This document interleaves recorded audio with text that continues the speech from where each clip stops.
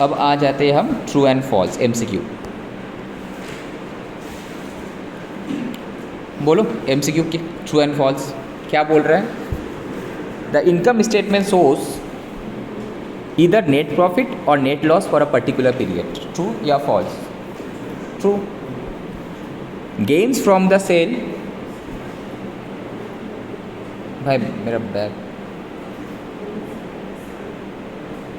Okay let's continue.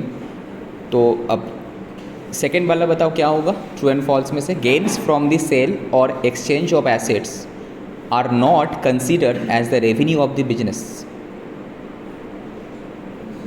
Gain from the sale, जो sale हम किए हैं ऑफ एसेट्स, उससे जो गेन हुआ या फिर जो एसेट को एक्सचेंज किए, उसको बिजनेस का रेवेन्यू नहीं माना जाता। ये तो इनकम टैक्स नहीं है भाई, तो अकाउंट्स है, अकाउंट्स में तो ऑल आर रेवेन्यू। अगर इनकम टैक्स का बात होता तो हम अदर इनकम में लेते हैं उसको, कैपिटल गेन बोल के। अकाउंट्स में तो एक ही हेड है PL अकाउंट, इनका ऑल इनकम PL अकाउंट में आ जाएगा। ठीक है, तो ये तो गेन तुम्हारा क्या है, तब बिजनेस का ही रेवेन्यू है। ठीक है। The salary paid in advance is not an expenses because it neither reduces the asset nor increases the liability. क्या है, एडवांस में जो हम सैलरी पेमेंट किया, क्या मेरा एक्सपेंडिचर है? एक्सपेंडिचर तो नहीं है, फाइन। बट ये क्या बोला, neither it reduce the asset. अगर एडवांस सैलरी पे करते हैं तो मेरा तो एसेट क्रिएट होता है, तो रिड्यूस तो नहीं करता, एसेट को रिड्यूस नहीं करता, okay fine. Nor increase the liability, liability को इंक्रीज भी नहीं करता, तो it is not an expenditure. सही है, ट्रू है। इसका जनरल एंट्री क्या होता है, सैलरी पेड इन एडवांस, बताओ।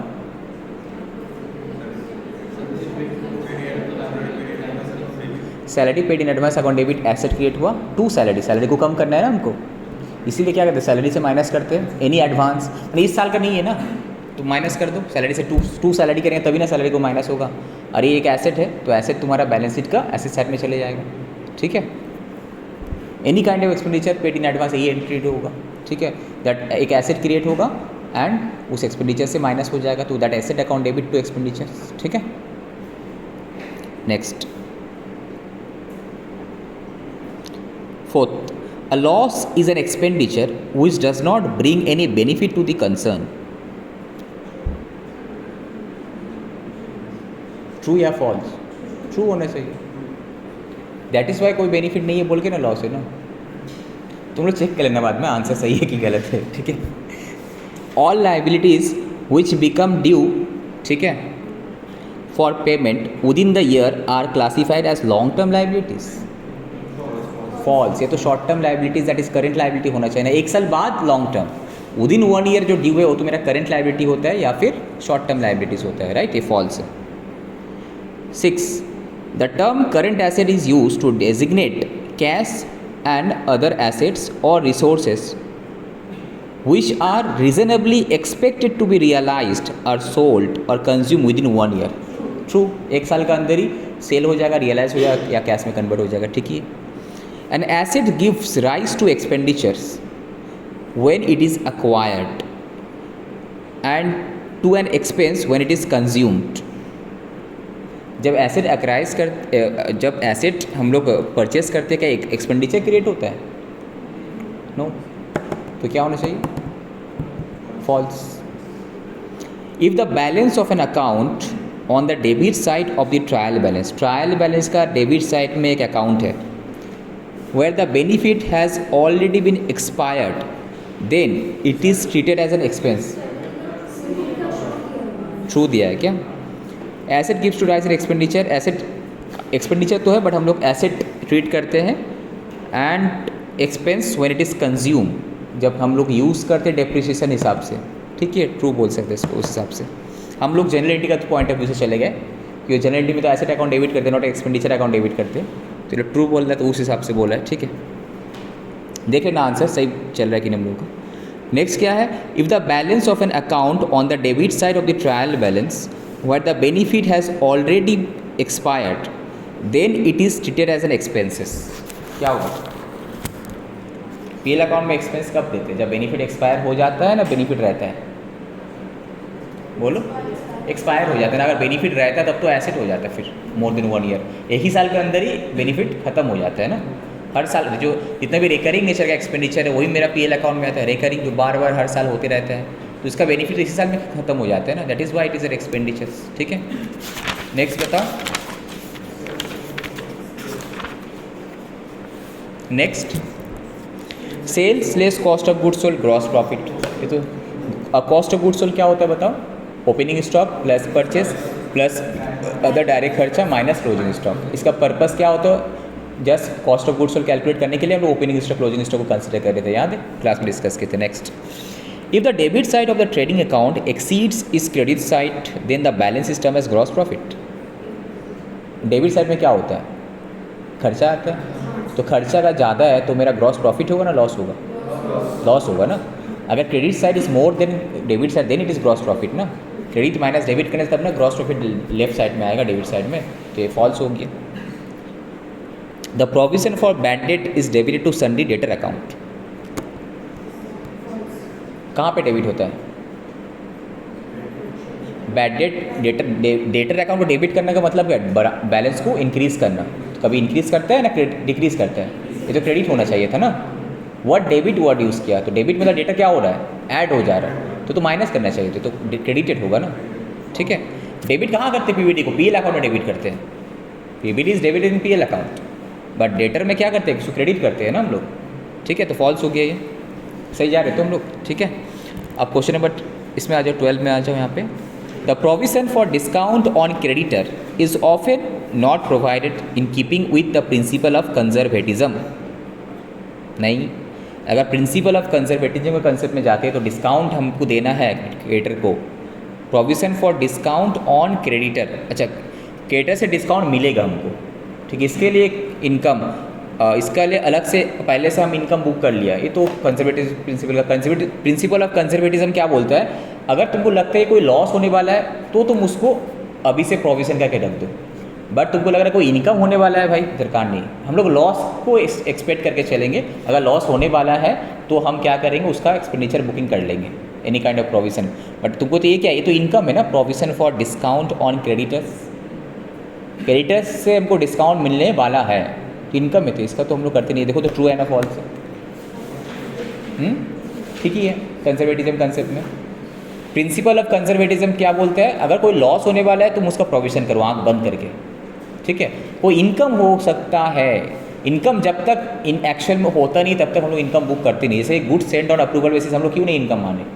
बिकॉज तो एक्चुअल में इनकम तभी होगा ना जब सामने वाला अप्रूव होगा, तो एडवांस में तो हम इनकम बुक नहीं कर सकते कोई भी। ठीक है, बट प्रिंसिपल ऑफ कंजर्वेटिज्म क्या बोलता है? प्रोविजंस करने के लिए बोलता है। अगर तुमको लगता है कि हाँ ये एक लॉस हो सकता है कोई भी साल में, तो उसका हर साल कुछ ना कुछ प्रोविजन कर करके हम जा सकते हैं। ठीक है,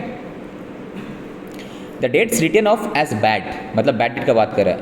if recovered subsequently are credited to debtor account. क्या करते हैं? बैड डेट होने से एंट्री क्या करते हैं? Bad debt account debit to debtor, debtor खत्म हो गया, बट बाद में जब पैसे मिलता है तो क्या करते हैं? Bank account debit to bad debt recovery account. तो बैड डेट रिकवरी अकाउंट को क्रेडिट करते हैं हम लोग, और ये तुम्हारा पीएल अकाउंट में चले जाता है, राइट। बट डेटर अकाउंट को क्रेडिट थोड़ी करते हैं हम लोग। डेटर अकाउंट का कहानी तो वहीं खत्म हो गया जब बैड डेट हो गया था। बाद में पैसा मिला तो सामने वाला को डेबिट क्रेडिट करने के लिए उसका बैलेंस भी तो रहना चाहिए, बैलेंस तो खत्म हो गया था मेरा। ठीक है, तो bad debt recovery account credit होगा, पीएल अकाउंट में कहाँ चले जाएगा? इनकम साइड में चले जाएगा, राइट। तो ये क्या हो गया? False. The adjustment entry in respect of income received in advance is debit income receive in advance and credit income account. Income receive in advance का जनरल एंट्री क्या होता है बोलो? कोई भी इनकम अगर एडवांस रिसीव की वो मेरा लाइबिलिटी होता है तो लाइबिलिटी क्रेडिट होना चाहिए। तो इनकम रिसीव इन एडवांस क्या क्रेडिट होना चाहिए ना डेबिट होना चाहिए? क्रेडिट। तो डेबिट में क्या होता है? इनकम में घुसा हुआ इनकम को कम करना है, तो इनकम को कम करना मतलब डेबिट। तो income account debit to income receive in advance होना चाहिए ना। ये तो उल्टा बोल रहा है, तो फॉल्स है। ठीक है, तो सब खेला जनरल एंट्री का है पूरा अकाउंट्स में। इसीलिए स्टार्टिंग में अब स्टूडेंट लोग क्या समझ सकते हैं? जनरल एंट्री तो बच्चे लोग का चीज़ है सर, इतना करा रहा था। नहीं, वही एक्चुअली पूरा अकाउंट्स का फाउंडेशन है। If you are strong in general entry तो कोई भी चैप्टर में तुम कहीं नहीं अटकेगा। हम लिख के देते हैं कोई भी चैप्टर, सब चैप्टर में जनरल एंट्री से रिलेटेड। देखो फाइनल अकाउंट्स भी जो हम लोग करें एडजस्टमेंट क्या है? जनरल एंट्री का तो इम्पैक्ट है, राइट। ये भी जितना भी जहाँ भी तुम जाकर रेक्टिफिकेशन वगैरह जनरल एंट्री का इम्पैक्ट है। कोई भी चैप्टर इन फ्यूचर में वहाँ पे सब जगह जनरल एंट्रीज है। तो अगर वो डेबिट क्रेडिट पता है, if your general entry is strong तो बस कहीं पे तुम नहीं अटकेगा। इसीलिए बार बार जो बेसिक क्लासेस हम दिए जनरल एंट्रीज का उसको स्ट्रॉन्ग कर लो। अगर वो स्ट्रॉन्ग नहीं है तो जितना भी आगे जाओ कॉन्फिडेंट बिल्डअप नहीं होगा, एकदम कंट्रोल में रहना चाहिए जनरल एंट्रीज सब, ठीक है। Next, premium paid on life policy of a proprietor is debited to PL account. तो बेसिकली ये क्या ड्राइंग का बात कर रहे हैं ना, तो ड्राइंग अगर होता है एलआईसी प्रीमियम मतलब ड्राइंग हो गया, तो इसका एंट्री क्या होना चाहिए था, ड्राइंग अकाउंट डेबिट, एलआईसी के अंदर घुसा था उससे माइनस हो जाता, राइट। ड्राइंग अकाउंट डेबिट होता, that is drawing account capital से माइनस होता, बट यहाँ पे एलआईसी का अंदर एलआईसी बोल के जो खर्चा के अंदर घुसा हुआ तो वहाँ से माइनस होगा। तो एंट्री होना चाहिए drawing account debit to LIC premium account. तो एलआईसी प्रीमियम से लेस कर देंगे हम लोग, अगर उसमें और भी कुछ अमाउंट है तो एलआईसी प्रीमियम माइनस हो जाएगा और ड्राइंग अकाउंट में चले जाएगा। तो यहाँ पे क्या किया है, डेबिट टू पीएल अकाउंट, तो गलत कर दिया, पीएल अकाउंट में तो डेबिट नहीं होगा, ड्राइंग अकाउंट में डेबिट होगा, राइट। उल्टा पीएल अकाउंट में एलआईसी प्रीमियम जो है वो माइनस हो जाएगा प्रीमियम से, ठीक है, अगर कुछ है बिजनेस वाला तो। Depreciation accounts appear in the trial balance is taken only to PL account. सही, ट्रू, बिकॉज ये जो डेप्रिसिएशन है ऑलरेडी एसेट से माइनस किया हुआ है। ट्रायल बैलेंस में डेप्रिसिएशन है मतलब कौन सा एंट्री किया हुआ है बोलो, depreciation account debit to asset, ये एंट्री ऑलरेडी हो चुका है, मतलब एसेट ऑलरेडी माइनस किया हुआ है because by amount of that depreciation. तो बचा डेप्रिसिएशन, तो एक्सपेंडिचर है, ये तो पीएल अकाउंट में आएगा, एक जगह जाएगा, ठीक है। Next, personal purchase included in the purchases डेबू are added to the sales account in the trading account. क्या हुआ, ये फॉल्स हो गया ना ये। इसका अगर रेक्टिफिकेशन ऑफ एरर्स करने के लिए बोले तो क्या होगा, मतलब परचेस किए थे वो भी क्या पर्सनल परचेस था, ठीक है, तो फर्स्ट ऑफ ऑल यहाँ आना ही नहीं चाहिए था, ठीक है। अब वो उल्टा क्या किया, ये सेल्स अकाउंट में लिख दिया, तो सेल्स को कम करो, ठीक है। Medicines given to the office staff by a manufacturer of medicines will be debited to salaries account.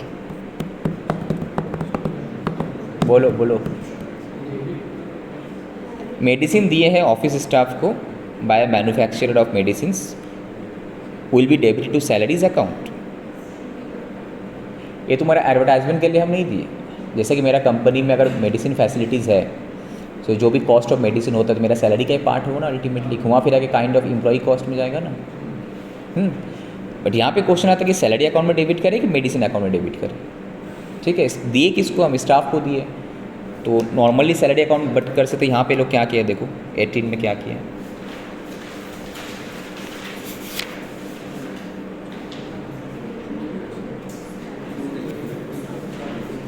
True, salary account में जाना चाहिए नॉर्मली, ठीक है, because any benefit provided to the employee तो कॉस्ट ऑफ सैलरी का part है ना, वो सैलरी अकाउंट में जाना चाहिए, ठीक है, यस ट्रू है।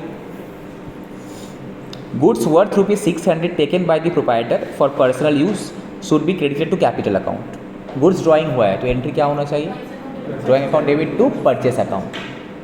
तो कैपिटल अकाउंट क्रेडिट करना मतलब कैपिटल अकाउंट को बढ़ाना ना कमाना, बाड़िए दिलम ना, हम कैपिटल अकाउंट को क्रेडिट कर दिए तो बढ़ा दिए तो और इंक्रीज़ कर दिए, बट इस एंट्री का वजह से कैपिटल अकाउंट क्रेडिट होना चाहिए ना डेबिट होना चाहिए, डेबिट होना चाहिए। तो यहाँ तो गलत हो गया ना, तुमको तो इस तरह से सोचना है। सबसे पहले तुमको सोचना है इसका करेक्ट एंट्री क्या था, drawing account debit to purchase, या ड्राइंग अल्टीमेटली कैपिटल में जाके माइनस होता है। कैपिटल को माइनस करना मतलब कैपिटल को डेबिट करना, पहले drawing account debit to purchase, फिर बाद में क्या कहते हैं capital account debit to drawing करते हैं, तो ड्राइंग कट जाता है। पहले जब ड्राइंग होता है ड्राइंग अकाउंट डेबिट टू हम लोग परचेस करते हैं, तो परचेस से माइनस हो गया। अब यही ड्राइंग अकाउंट का बैलेंस ऐसे क्लोज करते, कैपिटल में ट्रांसफर कर देते, तो capital account debit to drawing, तो कैपिटल अकाउंट को डेबिट करते हैं ना, कमता है। कैपिटल अकाउंट जितना क्रेडिट होगा मतलब बैलेंस बढ़ रहा है, इंक्रीज हो रहा है, और कैपिटल अकाउंट डेबिट मतलब बैलेंस कम रहा है। तो ड्राइंग की वजह से कैपिटल अकाउंट क्रेडिट ना डेबिट क्या होना चाहिए, डेबिट होना चाहिए, ठीक है। बट यहाँ पे क्रेडिट करते गलत है, क्रेडिट कौन होगा यहाँ पे, परचेस अकाउंट क्रेडिट होगा, परचेस कमेगा यहाँ पे, ठीक है। एक भी एंट्री देखो, सब entry each and every entry is related to general entries, समझ में आया। तो ये मत कभी सोचना कि जनरल एंट्रीज मतलब बच्चे वाला चीज़ है, नहीं, यही सब कुछ है। अभी भी हम लोग जब अकाउंट मतलब क्लोजिंग वगैरह करते हैं, कोई एंट्री मांगा है तो हम लोग सोचने पड़ते हैं जनरल एंट्रीज क्या हुआ, तो जनरल एंट्री तो सब कुछ है। बाकी तो तुम जैसे जनरल एंट्रीज किया सॉफ्टवेयर में लिंक रहता है, ऑटोमेटिक सब लेजर में पोस्टिंग हो जाता है, वो पीछे का बैकग्राउंड का काम रहता है। तुमको तो करना पड़ता है कौन सा डेबिट क्रेडिट, ये तुमको इंस्ट्रक्शन देने पड़ता है सिस्टम को नहीं पता रहता है कि कौन सा अकाउंट को डेबिट किसको क्रेडिट करेंगे। तुम you have to tell the system कि ये डेबिट होगा, ये अकाउंट क्रेडिट होगा, चाहे वो टैली हो चाहे वो सैप हो। सैप में भी जब हम लोग एंट्री करते हैं ना, वहाँ पे एक पोस्टिंग की रहता है कि डेबिट वाला हो क्रेडिट की है ना क्रेडिट वाला की है, अकाउंट पता है, अब कौन सा अकाउंट को डेबिट किया तुमको बताने पड़ता है वहाँ पे सैप में भी, अदरवाइज से अकाउंटेंट का तो काम ही खत्म हो जाएगा तब फिर। चलो नेक्स्ट क्या है, if closing stock appears in the trial balance the closing inventory is then not enter in the trading account, it is only shown in the balance sheet. True, that means purchase account से already closing stock minus किया हुआ है, तो बस true, ठीक है, direct balance में चले जाएगा। ठीक है, next MCQ, a debit to an account, एक अकाउंट में डेबिट कर रहे, इसका मीन्स दो हो सकता है, आइदर एक्सपेंडिचर है या फिर एसेट है। तो यहाँ पे क्या बोलने मांग रहा है, increase in expenditure yes, decrease in asset no, increase a liability no, because liability increase करने से क्रेडिट होता है, एसेट डिक्रीज करने से भी क्रेडिट होता है, इंक्रीज इन इनकम, इनकम इंक्रीज करने से भी क्रेडिट होता है, तो क्या होगा, इंक्रीज इन एक्सपेंस, ऐसे समझना है। ठीक है, next prepayment of insurance premium, that is prepaid insurance, एक्स पहले से एडवांस पेमेंट कर दिए, will appear in the balance sheet and in the insurance account respectively as what. तो तुम ही लोग बताओ, प्रीपेड इंश्योरेंस जो है बैलेंस शीट में एज अ क्या जाएगा, एसेट जाएगा। ठीक है, एंड इंश्योरेंस अकाउंट में क्या हो जाएगा, वो माइनस हो जाएगा, वो इंश्योरेंस अकाउंट को कम करेंगे हम खर्चा को, तो क्या होगा, एक तरफ तुम्हारे एसेट होगा, ठीक है, एंड दूसरा तरफ इसको क्रेडिट करेंगे, तो कहाँ गया asset, see an asset and credit balance, right, समझ में आ रहा है, सब कुछ जनरल एंट्री का खेला है। Next, gross profit is the difference between what, ये तो पहले दिन तुम लोगों को पता है। Next, payment made to a creditor subject to cash discount, subject to cash discount will reduce a liability, reduce an asset and add to expense. उसको भूल जाओ, तुम लोग बोलो, अगर हम लोग क्रेडिटर पेमेंट करते हैं उसमें डिस्काउंट मिला तो एंट्री क्या करते हैं, एक तरफ मेरा क्रेडिटर को पेमेंट करना मतलब एसेट कमेगा मेरा, eight the same time liability भी कमेगा, तो एसेट भी कमा, लाइबिलिटी भी कमा, प्लस एक इनकम जनरेट हुआ ना, तीन चीज़ ना, एसेट कमा, लाइबिलिटी कमा, इनकम जनरेट हुआ, तो देखो कौन सा होगा, तो बस खत्म। तो तुमको पहले खुद आंसर देख लेना है कि करेक्ट एंड का आंसर क्या है, उसके बाद देख लो क्या होना चाहिए यहाँ पे। ठीक है, a customer return goods already charge to him, एक कस्टमर गुड्स रिटर्न किया तो वी शुड व्हाट, क्या करना चाहिए, सेल्स रिटर्न का एंट्री क्या होता है, sales return account debit, customer credit, तो कस्टमर को डेबिट किए थे ना, क्रेडिट करना है, तो यहाँ पे क्या होगा, कस्टमर क्रेडिट करेंगे हम लोग उसको। Next, capital is the difference between what, day one में हम लोग सीखे थे एसेट लाइबिलिटी का इक्वेशन का बीच का, बिकॉज बैलेंस शीट में अगर हम लोग देखें एसेट साइड में ओनली एसेट है, fix asset, current asset, liability side में एक होता है इक्विटी पोर्शन, एक होता है लाइबिलिटी वाला पोर्शन, तो asset minus liability, outside liability का जो बात करते हैं, बाकी जो बचा that is my capital, capital means उसमें रिजर्व एंड सरप्लस भी है, सब कुछ है।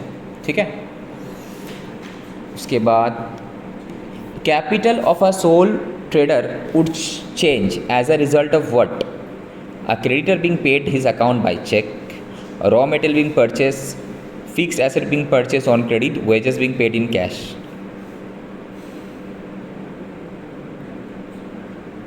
को किसका वजह से कमेगा बोलो तो,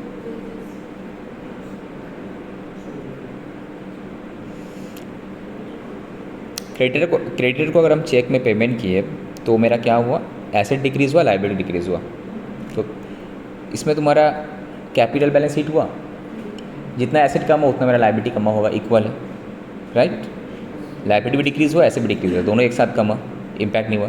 रॉ मटेरियल परचेस के क्रेडिट में, तो उसका वजह से एंट्री क्या किए होंगे, परचेस अकाउंट डेबिट टू, यहाँ पे तुम्हारा ये क्या बोलते हैं लायबिलिटी, तो लायबिलिटी इंक्रीज़ किया, वहाँ पे मेरा खर्चा इंक्रीज़ किया। उसके बाद fixed asset being purchase on credit, तो फिक्स एसेट एक तरफ तुम्हारा इंक्रीज़ किया, लायबिलिटी भी डिक्रीज़ किया।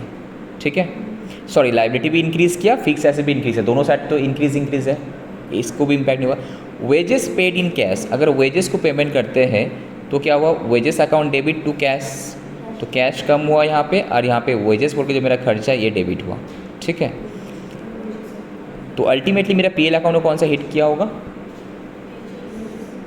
खर्चा कौन सा है यहाँ पे अभी तक जो किया, इसमें खर्चा कौन सा हुआ होगा, वेजेस, एक्सपेंडिचर का है, मतलब मेरा क्या प्रॉफिट को इफेक्ट किया होगा, तो डी होना चाहिए हिसाब से, तो यहाँ पे कौन सा है देखो तो 7 का डी है। रॉ मटेरियल परचेज क्यों नहीं हुआ बोलो तो एक्सपेंडिचर, बिकॉज रॉ मटेरियल तो जैसे परचेस और रॉ मटेरियल तो काइंड ऑफ एसेट है ना, हम लोग कंज्यूम निकालते, opening plus purchase minus this, तब ना पता चलता है एक्सपेंडिचर हुआ। ठीक है, अल्टीमेटली एक कैपिटल अकाउंट को कौन सा हिट करेगा, इनकम या एक्सपेंडिचर्स। इनकम है तो मेरा प्रॉफिट ज़्यादा होगा, बैलेंस हिट करेगा। एक्सपेंडिचर है तो कम बेसी हुआ तो प्रॉफिट इंक्रीज करेगा तो हिट करेगा। बट एक तरफ एसेट बढ़ रहा है, एक तरफ लायबिलिटी बढ़ रहा है, दोनों तो इक्वल है, नो इम्पैक्ट। एक तरफ एसेट कम रहा है, एक तरफ लायबिलिटी भी कम रहा है, नो इम्पैक्ट। ठीक है, एसेट लायबिलिटी सेम होना चाहिए। कैपिटल बैलेंस तभी चेंज हुआ जब एक तरफ एसेट बढ़ गया, दूसरी तरफ लायबिलिटी नहीं बढ़ा। ठीक है, उसके लिए कैश था ना, एक तरफ कैश तो कमा और वहाँ पे तुम्हारा उसका केस में लायबिलिटी नहीं बढ़ा। ठीक है, और ये एक्सपेंडिचर को हिट किया था तुम्हारा। D, a decrease in the provision for doubtful date would result in what. Provision for doubtful date अगर कमा तो इसका वजह से क्या होगा, एक लायबिलिटी मेरा इंक्रीज करेगा या फिर मेरा नेट प्रॉफिट इंक्रीज करेगा या फिर वर्किंग कैपिटल डिक्रीज करेगा, नन ऑफ दी अबव। याद आ रहा है, अगर डिक्रीज करता तो मतलब क्या, पहले ज़्यादा करके बैठे थे, इस बार कम किए तो उल्टा करना है, तो बाई साइड में उल्टा कर दे तो मेरा इंक्रीज़ करेगा। 8 का सी होना चाहिए। ठीक है, यहाँ पे भी क्या है, सी है। ठीक है, a company wishes to earn 20% profit margin on selling price, मतलब जो भी मेरा सेलिंग प्राइस होगा उसके साथ ऊपर प्रॉफिट कितना होगा, 20। तो मेरा सेलिंग प्राइस 100 है, प्रॉफिट है 20, तो कॉस्ट कितना हुआ 80। जिसको 100 थामेंगे, जिसको ऊपर कैलकुलेट करने के लिए बोलेगा उसको हम लोग 100 कंसीडर करेंगे। ठीक है, तो सेलिंग प्राइस के ऊपर बोला प्रॉफिट 20%, तो सेलिंग प्राइस अगर 100 है तो प्रॉफिट हुआ 20, तो कॉस्ट कितना था 80।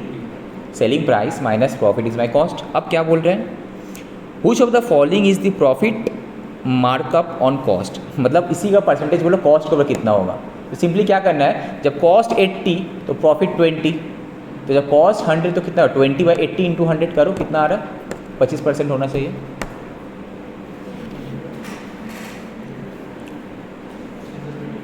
ठीक है, कैसे करना है सिंपल से बता देते हैं। एग्जाम में तो वो बचपन में रट के बैठा हुआ तुम लोग कि 20% मतलब वहाँ 25 भी बोला हुआ सब टीचर लोग, इसको कैसे कैलकुलेट करें, कैसे करने पड़ता है। जिसको ऊपर परसेंटेज निकालने के लिए बोला है उसको पहले 100 था हम लोग।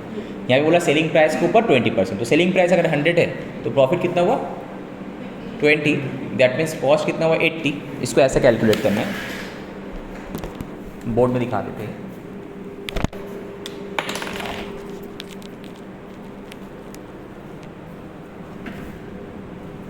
ये सेलिंग प्राइस, ये तुम्हारा प्रॉफिट, ये तुम्हारा कॉस्ट। ठीक है, जैसे भी क्वेश्चन बोलेगा, अगर क्वेश्चन बोला कि परसेंटेज ऑन सेलिंग प्राइस दिया हुआ है, ठीक है, तो सेलिंग प्राइस को 100 कंसीडर करेंगे। सपोज ये 10% है, ओके, 10% ऑन सेलिंग प्राइस, यहाँ 20 बोला था, 20% सेलिंग प्राइस, तो प्रॉफिट कितना 20 रुपये, तो कॉस्ट कितना हुआ 80 रुपये। अब बोल रहा है कि कैलकुलेट करो ये परसेंटेज ऑन कॉस्ट कितना होगा, प्रॉफिट का परसेंटेज। तो क्या होगा, कॉस्ट जब 100 होगा तो ये कितना हुआ, ये तो निकालना है। तो क्या होगा, जब ये 80 था तब ये 20 हुआ, तो मतलब 20/80 जब 100 होगा तो कितना होगा 25% होगा। ठीक है, सेम चीज़ अगर ऐसा रहता, सपोज ये परसेंटेज जो है ऑन कॉस्ट दिया हुआ है, तो सेलिंग प्राइस, प्रॉफिट एंड ये तुम्हारा कॉस्ट। तो कोई भर के भी नहीं रहता कि वो रिस्पॉन्सिबिलिटी नहीं है कि टीचर रहेगा जरा चेक करके रखते हैं सब। ठीक है, परसेंटेज ऑन कॉस्ट। ओके, अब देखो कॉस्ट सपोज सेम चीज़ ही 20% बोलता, 20% ऑन कॉस्ट दिया हुआ है प्रॉफिट, तो कॉस्ट कितना है 100, तो प्रॉफिट कितना होगा 20, सेलिंग प्राइस कितना होगा। सेलिंग प्राइस क्या होता है, कॉस्ट प्लस प्रॉफिट होता है ना मम्मा। ठीक है, भूल हो गया ना। ठीक है, कॉस्ट 100 है, प्रॉफिट किया 20, तो सेलिंग प्राइस कितना हुआ 120 हुआ ना। अब तुमको लिखाना है percentage of profit on selling price कितना है, मतलब जब सेल प्राइस 100 तो मेरा प्रॉफिट कितना हुआ, एक तो क्या होगा, दैट मीन्स जब मेरा सेलिंग प्राइस 120 है, प्रॉफिट है 20, तो 20/120 इंटू 100 में कितना है, करो 20/120 मतलब ये हो जाएगा तुम्हारा 60 नहीं 6/100 करो, जो भी आएगा एक परसेंटेज में आंसर लिख लेंगे, जो भी आएगा। ठीक है, एक परसेंटेज आएगा, तो इस तरह से कैलकुलेट करने पड़ता है। ठीक है, अगर एग्जाम में बोले कि percentage profit as a percentage of selling price दिया हुआ है, तो सेलिंग प्राइस 100 है, प्रॉफिट 20, कॉस्ट कितना हुआ 80, तो sir same percentage on cost कितना होगा? कॉस्ट जब 80 था तब मेरा प्रॉफिट था 20, तो कॉस्ट जब 100 है मेरा प्रॉफिट कितना होगा? 25। ठीक है। सिमिलरली अगर उल्टा percentage of profit on cost दिया हुआ है, तो सपोज 20% ऑन कॉस्ट प्रॉफिट है, तो कॉस्ट 100 है तो प्रॉफिट 20 हुआ, तो सेलिंग प्राइस मेरा 120 होगा। तो sir percentage of profit on selling price क्या होगा? 100 में कितना होगा? तो 120 में 20, तो 100 में कितना होगा? तो 20/120 इंटू 100। ठीक है, थोड़ा बहुत मैथ हमको भी आता है।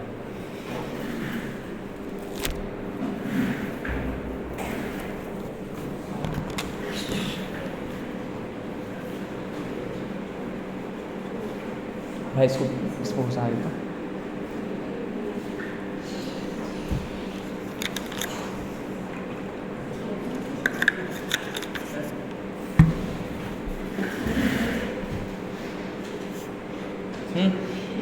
हो गया। मेरा इस पोजीशन में फोटो नहीं लिया ना, मेरा फोटो नहीं लिया ना भाई। ठीक है, चलो याद रहेगा, यहाँ से क्वेश्चन आता है। ये वाला कॉस्टिंग बोल के एक पेपर जो है तुम लोग शायद इंटर में मिलेगा, वहाँ पे ये सब ज़्यादा इम्पोर्टेंट। चलो नेक्स्ट, इफ़ सेल इज़, अच्छा ये तो दे दिया है, नेक्स्ट क्वेश्चन में दिया है। If sale is ₹20,000 and the rate of gross profit on cost of goods sold, that is cost के ऊपर प्रॉफिट कितना है? 25%, then the cost of goods sold will be कितना? तो कैसे करोगे कैलकुलेट? सेम फंडा में करने पड़ेगा ना। क्या करना है तो वो सिंपली सोचो, तुम्हारा प्रॉफिट किसके ऊपर दिया हुआ है? यहाँ पे कॉस्ट के ऊपर दिया हुआ है। तो कॉस्ट अगर 100 है तो मेरा प्रॉफिट कितना होगा? कॉस्ट को 100 था, मेरा प्रॉफिट कितना होगा? 25।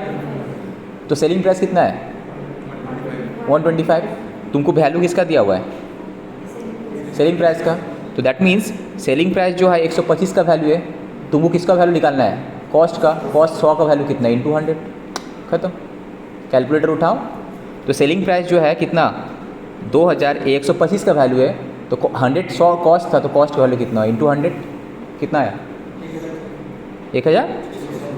1600 ना। तो आ गया ना आंसर, ओरली हो गया। तो बस यही फंडा था ना मेरा। तो अगर इस टाइप का क्वेश्चन रहा, एक चीज़ है एक चीज़ नहीं है, तो बस जिसके ऊपर बोला है तुम उसके ऊपर उसको 100 थाम दो। कॉस्ट बोला है तो कॉस्ट 100 है, इसके ऊपर प्रॉफिट 25, तो 125 सेलिंग प्राइस है। तो आप देखो आंसर वैल्यू किसका दिया हुआ है, तो इसका वैल्यू इतना है, 125 का वैल्यू इतना है, तो भाई 100 का वैल्यू कितना? यूनिटरी मेथड, ये तो बचपन से करते आए हम लोग, बस खत्म। ओके, इसमें कोई doubt? If the sale is, उसके बाद देखो, the sale for the year ended 31 March 2020 amounted to ₹10 lakh. Okay ठीक है। Sale included goods sold to mister A for ₹50,000 at a profit of 20% on cost. ये जो 50,000 है क्या है? सेलिंग प्राइस है। तो इसका कॉस्ट कितना होगा बोलो तो? इसका कॉस्ट कैसे कैलकुलेट करोगे? देखते हैं कैसे कैलकुलेट करना, बताओ। 50,000 अगर सेलिंग प्राइस है तो उसका प्रॉफिट अगर 20% ऑन कॉस्ट है, इसका कॉस्ट प्राइस क्या होगा तब?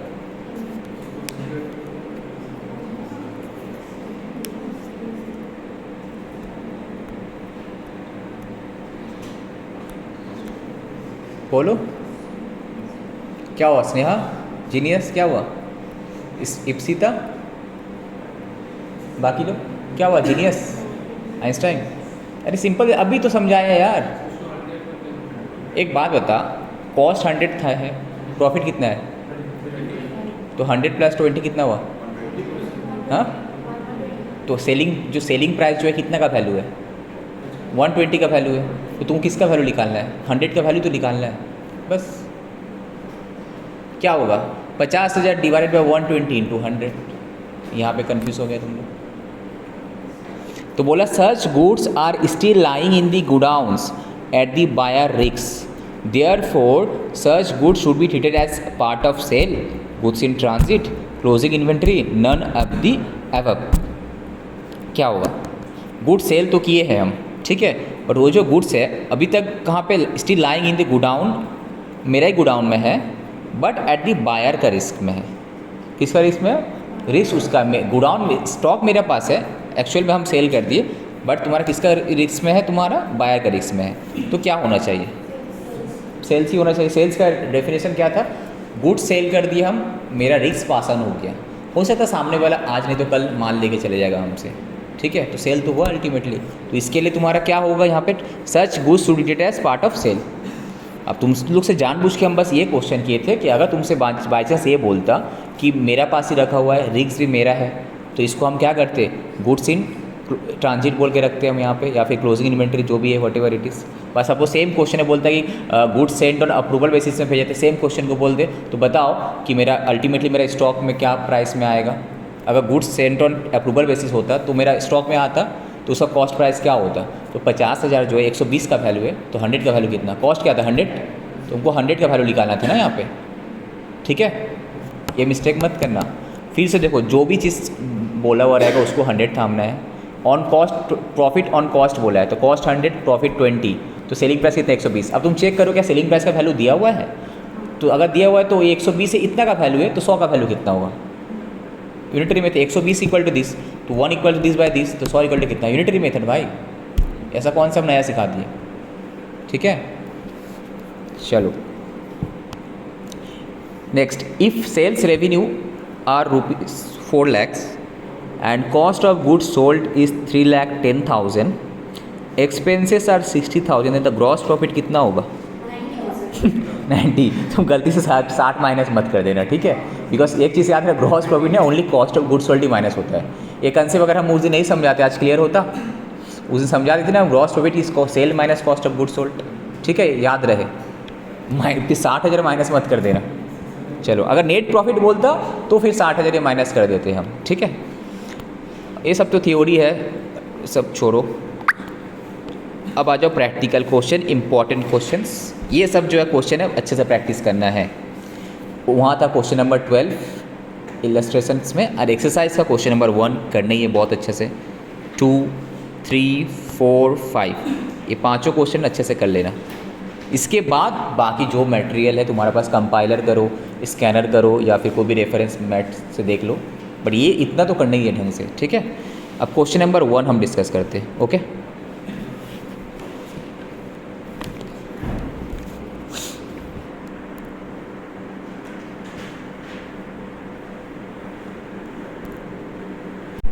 Okay, let's continue. तो क्वेश्चन नंबर 1 एक्सरसाइज का पेज नंबर 7.51 क्या बोल रहा है क्वेश्चन में, देखो। From the following particulars extracted from the books of Ganguly, prepare trading and PL account and balance it after making the necessary adjustment करने के बाद, ओके। तो ये तुम्हारा क्या ट्रायल बैलेंस दिया हुआ ना, जस्ट ऐसे एक स्टेटमेंट दे दिया,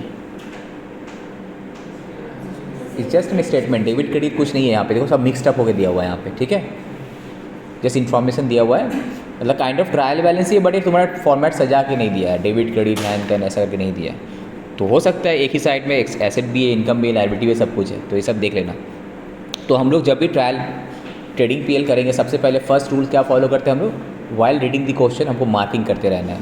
फर्स्ट स्टेप मार्किंग करते रहना है कि ये ट्रेडिंग अकाउंट का आइटम है, ये पीएल का आइटम है, ये बैलेंस शीट का एसेट वाला आइटम है, ये बैलेंस शीट का लायबिलिटी वाला आइटम है, सो दैट कोई चीज़ छूटे नहीं। उसके बाद जब हम लोग एडिशनल इन्फॉर्मेशन पढ़ेंगे तो उस वो जिसके साथ भी रिलेटेड है वहाँ पे जाके उस एडिशनल इन्फॉर्मेशन का नंबर नोट कर दो, सो दैट जब हम balance trading PL balance sheet कहीं पे भी उसको लिखेंगे तो हमको याद रहे, अच्छा इसके साथ तो एडजस्टमेंट है, ओके।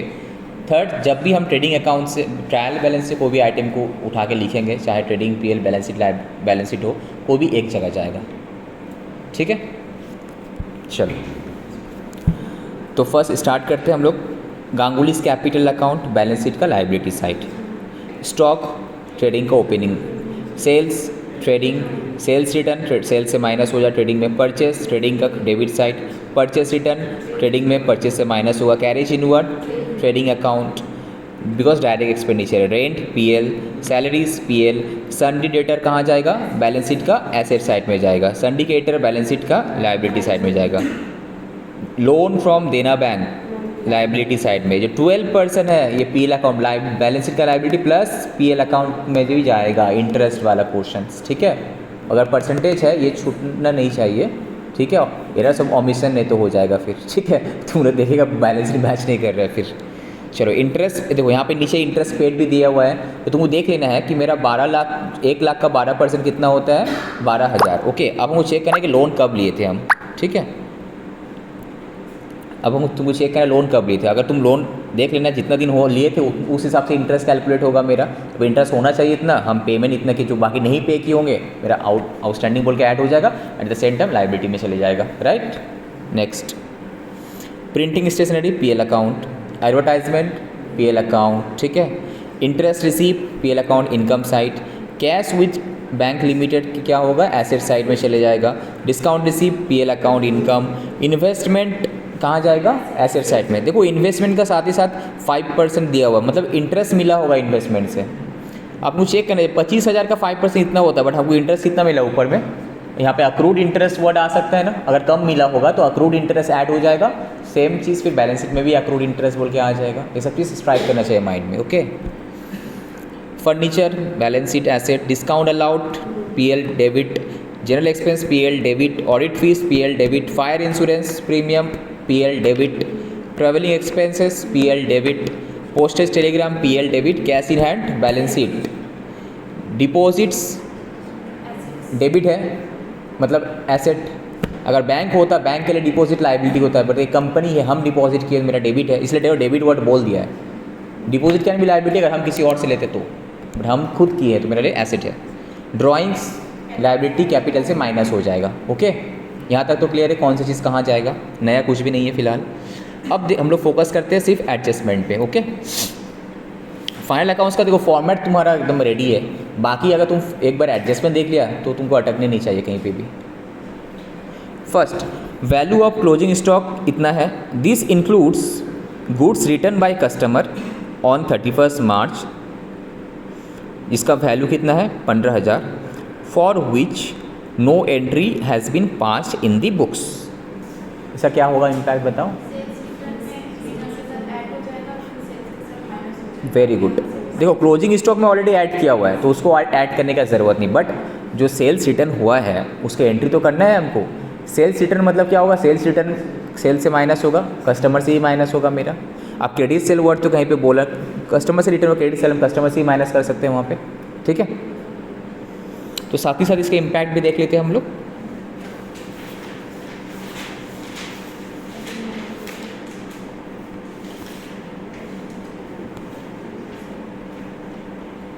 देखो रिटर्न माइनस हुआ तुम्हारा कितना 58,000, वही अमाउंट था।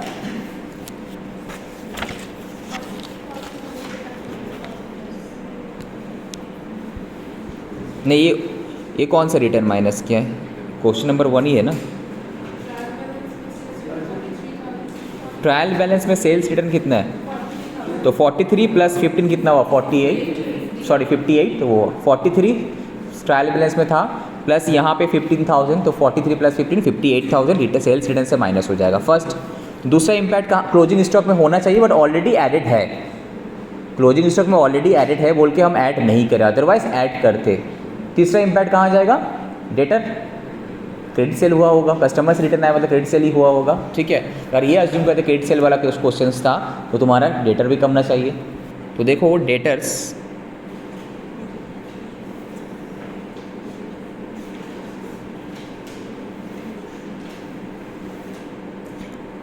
डेटर्स से 15,000 माइनस किया, देखो वर्किंग नोट्स में दिख रहा है 1,20,000 तुम्हारा डेटा था ना ट्रायल बैलेंस में, देखो चेक इट, ट्रायल बैलेंस में डेटा था 1,20,000, तो वहाँ से 15,000 माइनस हो जाएगा ना, सेल्स रिटर्न नॉट रिकॉर्डेड। तो उनको भी अगर sales return by customer word बोल रहे हैं मतलब हम लोग यही अज्यूम करेंगे कि तुम्हारा क्रेडिट सेल ही था वो, ठीक है। उस रिटर्न में कस्टमर से कम हो जाएगा, प्लस सेल से भी कम हो जाएगा, प्लस स्टॉक में ऐड हो जाएगा, 3 चीज़ ही होता है। अगर एंट्री नहीं किए तो, अगर एंट्री किया हुआ तो कोई बात ही नहीं था, एंट्री नहीं किया हुआ था हमारा 3 जगह इम्पैक्ट होगा, डेटर भी कमेगा, सेल्स भी कमेगा एंड स्टॉक में ऐड हो जाएगा, बट यहाँ पे स्टॉक में एडेड था। तो ये तुम्हारा एडजस्टमेंट का पार्ट हो, जो तुमको एक्स्ट्रा एडजस्टमेंट याद है, जैसे तुम लोग का इंस्टीट्यूट का मैथ में अभी तक जो बहुत सारा एडजस्टमेंट था 15 तक जो था एक्स्ट्रा, इसी का साथ सर ये वाला ऐड हो जाना चाहिए। कैसे लिखना तुम वहाँ पे, ऐसा पूरा लिखना है, क्लोजिंग स्टॉक का वैल्यू इतना है, ये पूरा इसी को पूरा कॉपी करना, इसको लिखना, इसका इम्पैक्ट क्या हो रहा है, बगैर ट्रेडिंग PL बैलेंस शीट खोल के कर देना, ट्रेडिंग में ये इम्पैक्ट है, बैलेंस शीट में ये इम्पैक्ट है, यहाँ पे ऐड होगा। या फिर ट्रेडिंग PL करके नहीं करना है तो बस ये लिखना कि ये तुम्हारा एंट्री होगा sales account debit to debtor.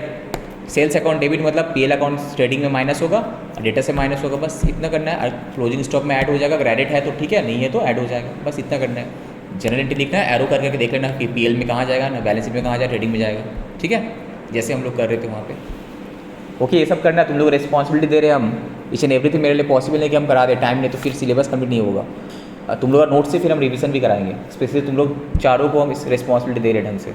आगे तुम लोग उसको फॉलो कर लो, कॉपी जो कभी कभी ग्रुप में भेजते हैं ना तुम लोग, और वो लोग ढंग से नहीं किया होगा, तुम लोग देख देख के वो लोग कॉपी कर लेगा, ठीक है। तुम लोग हमेशा हमको नहीं भेजे, ग्रुप में भेजना नोट्स वगैरह अपडेट करके। नेक्स्ट, तो फर्स्ट एडजस्टमेंट समझ में आ गया, होप सो, ठीक है। फर्स्ट एडजस्टमेंट समझ में आ गया। सेल्स रिटर्न रिकॉर्ड नहीं किया हम, तो सेल्स से भी माइनस हो जाएगा, फिर डेटर से भी माइनस हो जाएगा। क्लोजिंग स्टॉक में ऑलरेडी एडेड है तो और ऐड करने का ज़रूरत नहीं है, अदरवाइज ऐड करते। परचेस इंक्लूड, देखो थोड़ा देर पहले हम जो परचेस का एग्जांपल बता, रेक्टिफिकेशन वगैरह। Purchase include furniture purchase on 1 January 2020 for ₹10,000। Rectification of error का सब घुसा दिया, तो क्या करने पड़ेगा यहाँ पे, फर्नीचर अकाउंट डेबिट होगा, परचेस क्रेडिट होगा फर्स्ट। दूसरा डेप्रिसिएशन भी करने होगा, 10,000 के ऊपर तो हम डेप्रिसिएशन नहीं किए थे, चार्ज करने पड़ेगा डेप्रिसिएशन। यही डेप्रिसिएशन फिर फर्नीचर से भी माइनस करने पड़ेगा, मतलब हम जो डेप्रिसिएशन कैलकुलेट करेंगे फर्नीचर का, इसको ऐड करके कैलकुलेट करेंगे, राइट। तो सबसे पहले परचेस से माइनस हो जाएगा कितना, 10,000 का फर्नीचर, प्लस फर्नीचर में जाकर 10,000 ऐड हो जाएगा first. Because of which entry, because of the rectification of entry, furniture account debit to purchase. तो तुमको क्या करना है, इसको लिखना है एडजस्टमेंट में, इसका इम्पैक्ट क्या है। ये सब मैक्सिमम एडजस्टमेंट सब तुम्हारा क्या नीचे ट्रायल बैलेंस से नीचे ही रहेगा, तो मतलब तुमको ये समझ चलना है कि ट्रायल बैलेंस का नीचे में दिया हुआ, तो एडजस्टमेंट एंट्री करना है। क्या करना है, furniture account debit to purchase. Impact क्या हुआ, परचेस से माइनस हुआ, फर्नीचर में जाकर एडिट हुआ, और टू इम्पैक्ट क्या हुआ, डेप्रिसिएशन कैलकुलेशन का टाइम पे ये ऐड करके कैलकुलेट करना है, राइट, ठीक है, याद रहेगा। तो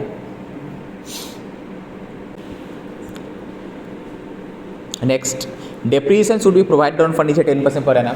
तो अब देखो डेप्रिसिएशन में कैसे एडजस्टमेंट करना है। देखो फर्नीचर तुम्हारा पास था कितना, देखो तो बैलेंस 9,000 था, प्लस ऐड हो जाएगा कितना 10,000। तो अब जब हम डेप्रिसिएशन कैलकुलेट करेंगे तो कैसे करेंगे, क्या पूरा 19,000 के ऊपर 10% होगा ना कुछ अलग अलग। बिकॉज देखो ये जो 9,000 था पूरा एक साल का, उसके ऊपर एक साल का मतलब 10% पूरा लग गया, 9,000 इंटू 10% पूरा डेप्रिसिएशन लग गया। बट जो न्यू एसेट जो परचेस किए थे फर्नीचर, अनिर्बाण तुमको इस पे से समझ में आ रहा है, डेप्रिसिएशन एक एसेट अगर स्टार्टिंग से उसको फुल ईयर का लगता है, 10% मतलब 10% पर एनम फुल, 9,000 का 10% 900 रुपये लग गया। प्लस जो न्यू एसेट परचेस किए थे फर्नीचर का 1 जनवरी को, तो डेप्रिसिएशन के महीने का लगेगा, 3 महीना का। डेप्रिसिएशन क्या होता है, जितना दिन यूज़ करते हैं उतना दिन का लगेगा। तो हम यूज़ तो जनवरी से किए ना, तो जनवरी फरवरी मार्च 3 मंथ्स, दैट मीन्स क्या होगा 10,000 इंटू 10% मतलब एक साल का डेप्रिसिएशन निकला, डिवाइडेड बाय 12 एक महीने का निकला, इंटू 3 3 महीना का। ओके, तो डेप्रिसिएशन तुम्हारा वहाँ से 900 आ जाएगा, प्लस यहाँ से जो तुम्हारा 10,000 का 3 महीने का जो भी डेप्रिसिएशन आता है वो आएगा। क्लियर सब कोई। तो देखो इसका इम्पैक्ट कैसे कैलकुलेट किया फिर से, अब तुम लोग इसका इसमें जाओ, मेरा ऑलरेडी स्क्रीनिंग रिकॉर्डिंग में चल रहा है सब कुछ। यहाँ पे देखो वर्किंग्स दिखाया है,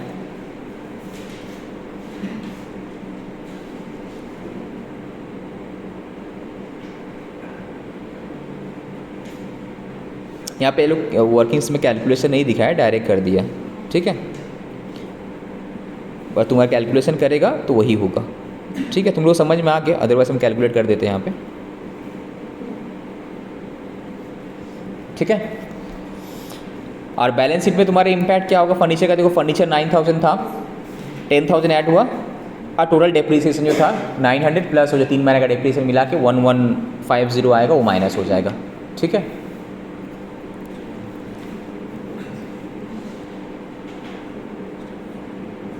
next 4th number adjustment, the loan amount, ये दोनों सम बहुत अच्छे से कर, 12 नंबर क्वेश्चन और ये एक्सरसाइज का फर्स्ट वाला, ठीक है, अच्छे सम से। ये the loan account from Dena bank in the books of Ganguly appears as follows. क्या बोल रहे हैं, लोन अकाउंट का बाय बैलेंस बीडी होता है ना, टू बैलेंस बीडी होता है। बाय बैलेंस बीडी होता है, लोन लायबिलिटी है, तो मेरा पास लोन था कितना 50,000 का स्टार्टिंग में। उसके बाद देखो फिर से बोल रहा है कि बाय बैंक है 50,000, मतलब क्या लोन लिए है ना, लोन लेने से एंट्री क्या होता है, bank account debit to loan, तो लोन लिए होंगे। लोन और लायबिलिटी का क्रेडिट साइड में बैंक है, मतलब पैसा आया होगा, bank account debit to loan किए थे, पैसा आया होगा, तो 50,000 और लोन ली, टोटल लोन बैलेंस हुआ 1 लाख। तो नाउ अब जो तुम एक किस लिए दिया बोलते हो, इंटरेस्ट ऑन लोन जो तुम कैलकुलेट करेगा, तुम्हारा बैलेंस शीट में लायबिलिटी में लोन कितना आएगा, 1 लाख ही आएगा। ओके, बट जो इंटरेस्ट ऑन लोन जो हम कैलकुलेट करें कैसे, 50,000 जो मेरा स्टार्टिंग में था उसको ऊपर पूरा कितना परसेंट लगेगा लोन, 12%। बिकॉज जो 50,000 हम लास्ट डेट में लिए हैं उसको बोलते नो इंटरेस्ट। अगर कोई भी लोन अगर ईयर का एंड में लेते हैं तो वो एक दिन भी कहाँ हुआ, इंटरेस्ट देने का ज़रूरत नहीं है उसके ऊपर। जो ओपनिंग से है उसको ऊपर लगेगा, और उसके बाद में अगर जो भी लेते हैं जितना दिन के लिए उसके ऊपर लगेगा। सपोज़ ये अगर बीच में लेते, सपोज इस जनवरी में लोन लेते बाकी 50,000, तो ऊपर जो ओपनिंग बैलेंस था उसके ऊपर तो 1 साल का लगता ही, प्लस ये जो 50,000 का था इसके ऊपर 3 महीने का इंटरेस्ट लगता है। ओके, तो 50,000 का 12% मतलब कितना होता है, 6,000 होता है। तो 6,000 इंटरेस्ट होना चाहिए, बट तुम इंटरेस्ट कितना पेमेंट की, 4,500, राइट। अच्छा, ये जो इंटरेस्ट पेड है 4,500, उसमें से देना बैंक है 3,000, राइट। तो बाकी और 3,000 मेरा आउटस्टैंडिंग है, ठीक है। तो 4,500 में कितना तब ऐड हो जाएगा मेरा, 3,000 और ऐड हो जाएगा, ठीक है। पीएल अकाउंट और कुछ इंटरेस्ट का रिलेटेड है क्या,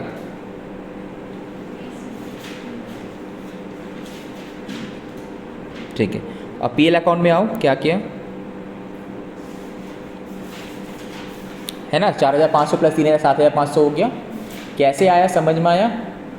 4,500 में से 3,000 तो देना बैंक वाला ही था, और हम देखा देना बैंक का हो कितना रहा है, 6,000। तो बाकी 3,000 के आउटस्टैंडिंग है, ऐड होगा। तो 4,500 प्लस 3 7,500। ओके, तो यहाँ पे देखो कैलकुलेशन भी आई होप कि दिया होगा इंटरेस्ट का, देखो यहाँ पे दिया भी है। कैसे कैलकुलेट करना है, एनुअल इंटरेस्ट बनता है 6,000, कैसे, 50 के ऊपर 12% और 1 लाख का ऊपर, ठीक है। मिला तुमको, नीचे में देखो आंसर में दिया हुआ है, इंटरेस्ट का वर्किंग्स दिया हुआ है ना। अब तुम वहाँ पे दिख रहा है कि तुम पेमेंट कितने का, 3,000, तो बाकी 3,000 आउटस्टैंडिंग है, clear. Next,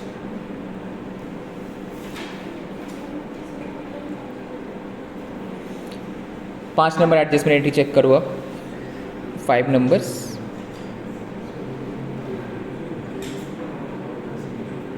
सन्डी debtor include ₹20,000 due from Robert and sundry creditor includes ₹10,000 due to him. मतलब क्या, एक ही बंदा डेटर भी है, एक ही बंदा क्रेडिटर भी है। मतलब तुमको हम क्रेडिट में कुछ गुड सेल किए हैं एंड तुमसे हम कुछ परचेज भी किए हैं। तो एक ही पर्सन अगर तुम्हारा डेटर है, एक ही पर्सन अगर क्रेडिटर है, तो उसको हम लोग सेटअप कर सकते हैं। मतलब यहाँ पे कॉमन अमाउंट कितना है, कॉमन कितना है, 10,000। लोअर कौन है, 10,000। तो हम क्या करें, 10,000 दोनों से माइनस कर देंगे। मतलब मेरा हम क्या करें, उसको पैसा पेमेंट नहीं, ना उससे हम पैसा लिया ना उसको पैसा पेमेंट किए। तो हम बोला तुमसे हम तुमसे 20,000 पाएंगे और तुम हमसे 10,000 पाएगा। तो नेट में हम तुमसे कितना पाएंगे, 10,000। तो 10,000 तभी मिला जब हम डेटर को 10,000 से कम करेंगे और क्रेडिटर मेरा 10,000 पूरा कम हो जाएगा। तो क्रेडिटर पूरा खत्म हो गया मेरा एंड डेटर मेरा 10,000 से कम हो गया। This is called setup. तो यहाँ पे जनरल एंट्री क्या होता है, debtor account credit, creditor account debit. तो creditor account debit to debtor, creditor account debit to debtor, मतलब क्रेडिटर से माइनस हो जाएगा कॉमन अमाउंट एंड डेटर से ही माइनस हो जाएगा। तो इसका इम्पैक्ट क्या होगा, बैलेंस शीट में जाकर डेटर से भी कम हो जाएगा 10,000 से एंड क्रेडिटर भी कम हो जाएगा 10,000 से। ओके, याद रहेगा। देखो और बैलेंस शीट में आंसर में देखो, इसीलिए हम क्या करें, हर एडजस्टमेंट के बाद उसकी कैसे प्रेजेंटेशन वो दिखा दे रहे हैं। सेम चीज़ बोर्ड में भी करा सकते थे, बट ये वेस्टेज ऑफ टाइम होगा, तो यहाँ पे ही करा देते हैं। देखो सिंडिकेटर देखो तुम्हारा 64,000 हो गया, पहले कितना था सिंडिकेटर, 74,000 था, 10,000 माइनस कर दिया ना। सेम देखो डेटर, डेटर का तो अलग से कैलकुलेशन है। डेटर तुम्हारा पास देखो स्टार्टिंग में था कितना, डेटर का बैलेंस 1,20,000 था। फिर हम क्रेडिट उसमें से माइनस करेंगे, जो सेल्स रिटर्न वाला कितना था 15,000, तो तुम्हारा डेटर हो गया होगा 1,05,000, ठीक है। अब 10,000 तुम्हारा कॉमन वाला माइनस होगा, क्रेडिटर डेटर वाला सेटअप 10,000, तो अब जाके तुम्हारा डेटर का बैलेंस आया 95,000। उसके बाद अगर कुछ और एडजस्टमेंट अभी हम लोग देखेंगे, ठीक है।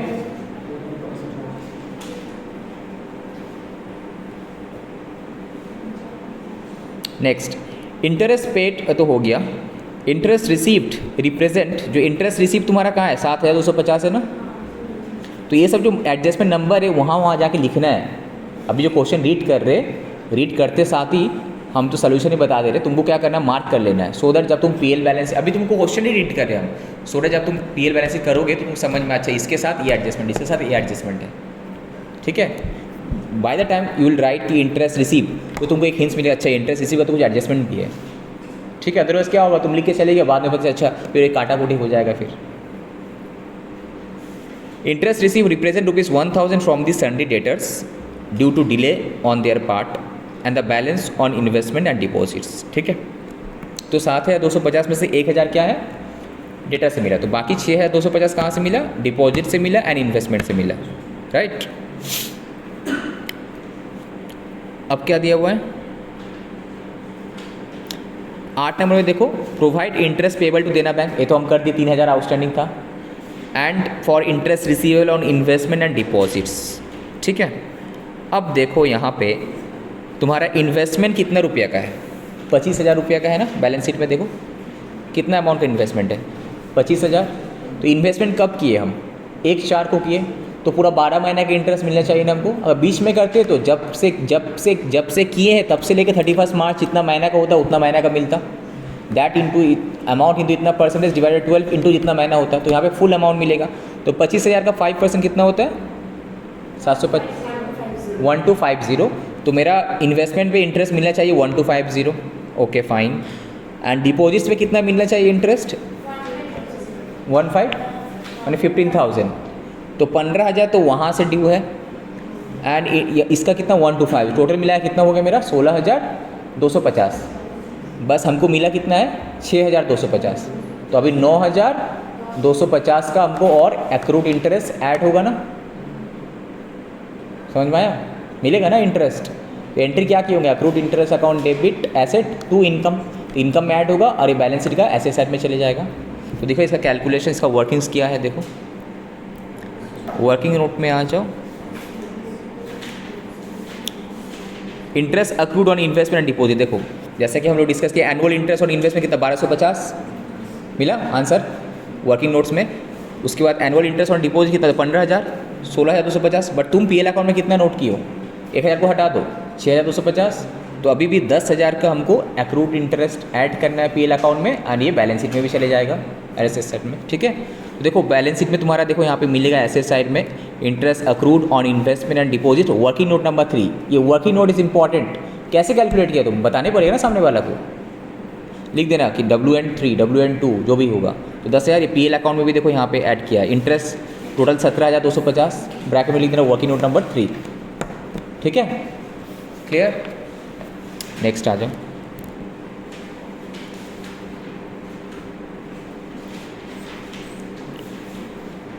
अब 9 नंबर एडजस्टमेंट में हम लोग देखते हैं। 9 नंबर एडजस्टमेंट क्या बोल रहे हैं, make provision for doubtful debt at 5% on the balance under sundry debtors, no such provision need to be made for the deposits. मतलब जो तुम्हारा डेटर का बैलेंस है उसके ऊपर 5% प्रोविजन करो। अब चेक करो तुम्हारा क्वेश्चन में क्या ओपनिंग पीबीडी है, क्लोजिंग पीबीडी है क्या, नहीं है ना, नहीं है ना। तो तुम नॉर्मल जैसा क्या करें entry, PL account debit to PBD, provision for doubtful debt. तो अब यहाँ पे जो डेटर का बैलेंस कौन सा वाला होगा, सब कुछ एडजस्टमेंट करने के बाद जो डेटर का बैलेंस है 95,000 थोड़ा देर पहले डेटर का बैलेंस था 1,20,000, उसमें से एडजस्टमेंट किए थे क्या, सेल्स रिटर्न माइनस किए थे, उसमें जो कॉमन ड्यू था डेटर के डेटर का बीच का वो माइनस किए थे, अगर फर्दर बैड डेट रहता है वो भी माइनस करने के बाद जो बैलेंस आया उसके ऊपर कितना परसेंट, 5%। ये तुम्हारा पीएल अकाउंट में आ जाएगा एंड बैलेंस शीट में भी माइनस होके उसके बाद लिखना है, ठीक है। तो देखो पीएल अकाउंट में भी आया होगा, चेक करो, एंड बैलेंस शीट में भी वहाँ पे माइनस किया है, ठीक है। डेटर का बैलेंस यहाँ पे कैलकुलेट किया, वर्किंग नोट से माइनस किया, ठीक है। तुम इसको बैलेंस शीट में दिखाना, वो 95,000 माइनस पीबीडी, ठीक है। नेक्स्ट, खत्म हो गया। तो अब एक बार पीएल अकाउंट को जस्ट एक बार के लिए जस्ट हैव अ लुक। ये तुम्हारा ट्रेडिंग पीएल अकाउंट है,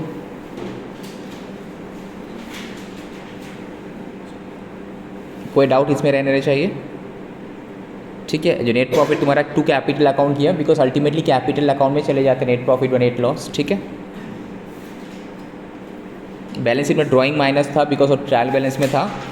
बाकी देखो इंश्योरेंस अक्रूड ऑन, जो तुम्हारा ये क्या बोलते हैं, interest accrued on bank loan जो था तुम्हारा इंश्योरेंस बोल रहा है, यहाँ पे इंटरेस्ट होगा ना, वो सब तुम्हारे यहाँ पे लिखना था, लाइबिलिटी वाला इंटरेस्ट अक्रूड वाला ये सब आ गया, ठीक है। इन्वेस्टमेंट तो एज इट इज़ आ जाएगा, डिपॉजिट एज इट इज़ आ जाएगा, ठीक है। सन्डी डेटर से प्रोविजन माइनस करके लिखा ना यहाँ पे, प्रोविजन फॉर डाउटफुल डेट हम लोग बैलेंस शीट में दिखाते हैं।